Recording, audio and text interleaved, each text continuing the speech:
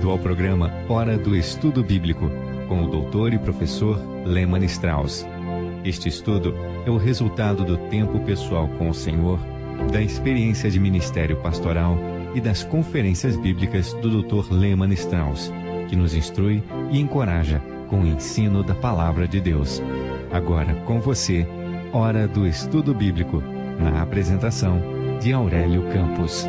Bem-vindo ao programa Hora de Estudo Bíblico. Hoje vamos continuar o nosso estudo de Romanos, portanto, abra sua Bíblia em Romanos, capítulo 8. Creio que Romanos, capítulo 8, é um dos capítulos mais maravilhosos e importantes da Palavra de Deus. Esta manhã eu estava tomando um café da manhã com minha esposa e falei sobre este capítulo e nós dois concordamos que este é um dos capítulos mais importantes, um dos capítulos fundamentais da Bíblia. Agora, alguns de vocês podem não concordar com isso, mas deixe-me acrescentar que toda a Escritura é inspirada por Deus, toda a Bíblia é importante. Paulo escreveu a Timóteo dizendo, toda a Escritura é útil. Bem, tenho certeza disso, mas creio que cada um tem sua passagem favorita.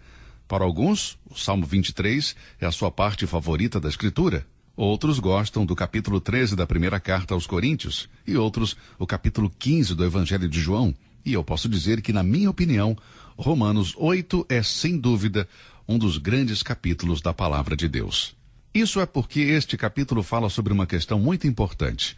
Ele fala de segurança eterna do crente. Eu não posso entender como alguém estuda Romanos 8, crê no que é dito aqui e ainda assim tem dúvidas sobre a sua salvação. Na minha opinião, essa pessoa não entendeu o que diz este capítulo. Bem, é impossível uma pessoa que nasceu de novo, que é salva, perder a salvação e deixar de fazer parte da família de Deus. Romanos capítulo 8 contém esta verdade. Podemos dizer que Romanos 8 fala da segurança do crente. Na primeira parte da epístola aos Romanos, vimos a humanidade inteira sob condenação. Ninguém ficava excluído. Todos pecaram e carecem da glória de Deus. Toda a boca esteja fechada e todo mundo seja condenável diante de Deus. Romanos 3, 19. Todo membro da humanidade está sob condenação. Mas quando chegamos em Romanos 8, é que vemos as grandes mudanças. Nenhuma condenação há. O que Romanos 8 está ensinando é exatamente o que o Senhor Jesus ensinou. Por exemplo, em João 10, 28, Jesus disse, e dou-lhes a vida eterna, e nunca hão de perecer, e ninguém as arrebatará da minha mão. Nunca hão de perecer. Paulo disse, nenhuma condenação há para os que estão em Cristo. O Senhor disse que nunca hão de perecer. Creio que a declaração de Romanos 8 é uma das declarações mais importantes da Bíblia, certamente uma das mais importantes da vida cristã para a saúde e o bem-estar espiritual do cristão. Se você quer ter paz, uma mente calma, se você quer ter alegria em sua alma, então leve este versículo a sério. É a melhor notícia que você pode receber, meu amigo. Se você é filho de Deus, se você nasceu de novo, se você é salvo, me mostre um versículo da Bíblia que tem melhor notícia do que essa. Portanto, agora nenhuma condenação há para os que estão em Cristo Jesus. Em certo sentido, podemos dizer que este versículo é uma conclusão, um resumo do grande tema da justificação. O argumento começou lá no primeiro capítulo e continua até agora. Que declaração! Portanto, agora, nenhuma condenação há. Nenhuma. Que palavra cheia de significado. Paulo está dizendo que o crente é uma pessoa que está absolutamente fora de qualquer condenação concebível. Nenhuma condenação há. Nem nunca haverá. Não é possível. Algumas pessoas simplesmente não entendem isso. Têm a ideia de que o cristão é uma pessoa que se confessa seu pecado e pede perdão a Deus, é perdoado, e no momento que confessa o pecado, não está sob condenação. Mas depois pensam que quando o cristão peca novamente, passa a estar novamente sob condenação. Então ele se arrepende, confessa seu pecado novamente, pede desculpas a Deus e Deus o perdoa e purifica-o mais uma vez, com base em João 1:9. Mas depois descobre que não é perfeito e que comete outro pecado e passa a pensar que está sob condenação. Esta é uma atitude terrível para com a palavra de Deus. Paulo disse, portanto agora nenhuma condenação há para os que estão em Cristo Jesus. O Filho de Deus é uma pessoa que nunca, jamais será condenada, sob quaisquer condições. Nenhuma condenação há. Paulo não está falando de sua própria experiência, ele está falando de um fato real na vida de todo filho de Deus. Não há mais condenação, jamais, sob quaisquer condições. Agora, por isso ser verdade na vida de todo crente, você jamais deve se sentir condenado. Não permita pensamentos como esse em sua mente. Já encontrei pessoas que dizem que tiveram uma conversa com o diabo. Eu não tenho ideia de como deve ser a voz do diabo. Na verdade, não sei nem se ele tem voz. Tenho certeza que pessoas endemoniadas podem replicar o que um demônio quer dizer através deles, mas eu nunca tive uma conversa com o diabo. Mas as pessoas dizem, o diabo me fez sentir condenado. Bem, se o diabo fez isso com você, se fez você se sentir condenado e tenta o convencer disso, tudo que você tem a fazer é citar Romanos 8:1. Portanto, agora nenhuma condenação há para os que estão em Cristo Jesus.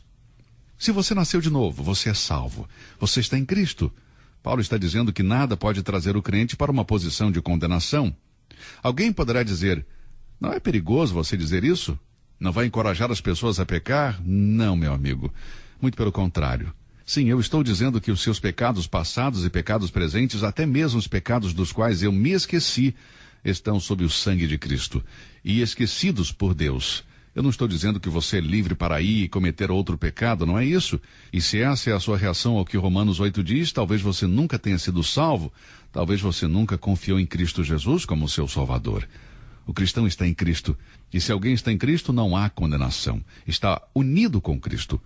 Portanto, agora, nenhuma condenação há para os que estão em Cristo Jesus. Que verdade maravilhosa! Essa declaração é apenas a introdução do capítulo 8 de Romanos. Bem, nós não começamos a exposição ainda. Estou primeiro dando uma base. Essa expressão em Cristo Jesus aparece 70 vezes nos escritos de Paulo. Esta é uma expressão chave. E aqui nos versículos 1-4, Paulo trata com essa verdade. Estamos em Cristo. A magnitude da nossa salvação fica evidenciada. Não há condenação, não há mais amarras, não há mais escravidão. Agora, a primeira coisa que devemos saber é que Deus fez isso, somente Deus. Romanos capítulo 8, versículo 3 diz, porquanto o que era impossível à lei, visto como estava enferma pela carne, Deus, enviando o seu Filho em semelhança da carne do pecado, pelo pecado condenou o pecado da carne. Tudo isso provém de Deus. Veja, se a sua segurança eterna depende de você, então você não a teria. Se a minha dependesse de mim, eu já teria perdido, estaria no inferno. Mas não depende de mim, depende de Deus. Por que Deus fez isso? No versículo 4 diz, para que a justiça da lei se cumprisse em nós, que não andamos segundo a carne, mas segundo o Espírito. Por que ele fez isso? Para que as exigências da lei se cumprissem em nós, que cremos. O versículo 4 é de suma importância para compreender a doutrina da santidade. Tudo isso está aqui em Romanos 8. Já vamos ver tudo isso. E depois, no versículo 5, entramos em contato com o ministério do Espírito Santo. Ouvimos pelo menos de 4 maneiras diferentes.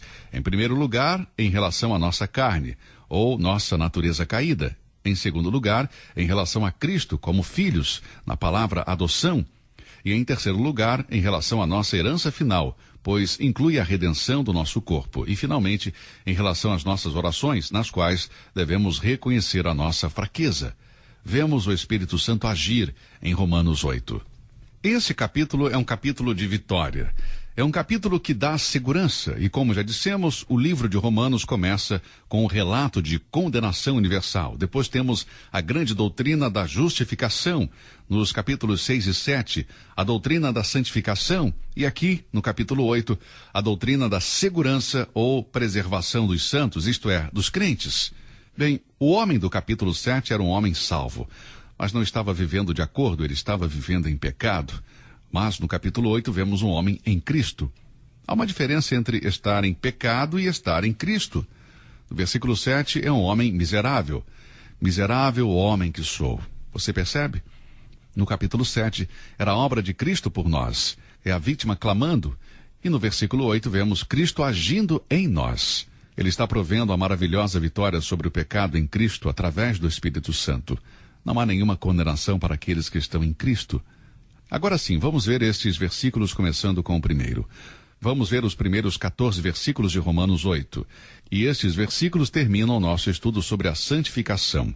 Creio que o versículo 14 é o que culmina o assunto da santificação. Há mais sobre a santidade e vida cristã prática, especialmente nos capítulos 12 a 16, mas aqui no capítulo 8 temos um capítulo de conquista, um capítulo de confiança. O homem no capítulo 7 é uma pessoa derrotada, é salvo, mas carnal. Está lutando para ser espiritual, mas tenta fazer isso de forma unilateral, sem a ajuda do Espírito Santo. Ele está tentando viver uma vida santa, sem a ajuda do santificador divino. Ele sabe o que Cristo fez por ele, mas ele não aprendeu o que Cristo pode fazer nele. Ele aceitou os fatos de sua morte para o pecado e para a lei, capítulos 6 e 7, mas esse conhecimento não respondeu ao clamor de seu coração para se livrar do pecado que habita nele. Ele tem certeza de que foi justificado, mas não tem esta familiaridade com o justificador. Ele sabe sobre a bênção da salvação, mas não está familiarizado com aquele que torna a salvação possível. Eu gostaria de saber se você está em situação semelhante. Olhando para trás, para a minha experiência cristã, creio que eu tinha as respostas, eu tinha uma compreensão intelectual da salvação, sabia o que fazer para nascer de novo, mas me faltava essa comunhão íntima com o meu Salvador, com o Senhor Jesus Cristo. Agora o homem do capítulo 8 é o oposto. É um homem vitorioso, não é um homem natural do capítulo 7, versículos 7 a 13. Não é o homem carnal do capítulo 7, versículos 14 a 25. É o homem espiritual. Agora você não deve compará-lo com os israelitas que estavam no Egito ou com aqueles que morreram no deserto, mas com aqueles que entraram e viram as bênçãos da terra prometida. Quando Deus tirou os israelitas do Egito, ele fez isso para que eles pudessem entrar na terra, não para morrer no deserto. Alguns de nós, salvos, estamos há um longo tempo no deserto. É hora de seguir em frente para não morrer ali e perder a bênção de Deus, a bênção que Ele proveu através da nossa redenção em Cristo. Vamos colocar nossos sapatos e começar a caminhar, meu amigo. Há muita vitória pela frente, há muita vitória em Romanos 8. Quando lemos cuidadosamente, podemos observar que duas palavras se repetem durante este capítulo. Eu vou pedir para você ler Romanos 8 e sublinhar as palavras carne e espírito. No capítulo 7, eu sugeri que você lesse o capítulo e sublinhasse as palavras lei e mandamento. Aqui, sublinhe as palavras carne e espírito. É muito importante entender como essas palavras são usadas se quisermos entender o capítulo. Primeiro, vamos ver a palavra carne. Leia o capítulo e sublinhe a palavra carne. Às vezes, Paulo usa a palavra literalmente, como quando ele fala da circuncisão da carne, Romanos 2, 28. Mas aqui, como em outras partes das epístolas, Paulo usa a palavra carne para se referir à natureza humana, em sua fraqueza, em sua vulnerabilidade ao pecado, separado do Senhor Jesus. No capítulo 8, versículo 5, você vai encontrar a frase: inclinam-se para as coisas da carne e vivem segundo a carne, 8:13. Agora, o que significa pensar sobre as coisas da carne e viver segundo a carne? Bem, significa viver uma vida dominada pelos desejos e opiniões de nossa velha natureza caída e não regenerada, em vez de uma vida dominada pelos desejos e opiniões do Espírito Santo, que também habita em nós. Pensar sobre as coisas da carne e viver segundo a carne é viver de forma egoísta, é ceder aos desejos e anseios da nossa velha natureza adâmica, de quando não éramos salvos. O crente que vive na carne não está necessariamente envolvido em imoralidade sexual ou outros pecados do corpo.